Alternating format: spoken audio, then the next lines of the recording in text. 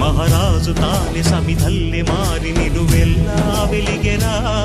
భోగాన్ని విడిచి త్యాగాన్ని వలచి తాపసిగా నిలిచెరా. జనక్షేమమే తన సంకల్పముగా, తన ఊపిరి హోమజ్వాలలుగా, స్వర్గాన్నే శాసించెనురా, అమృతమును ఆహ్వానించెనురా.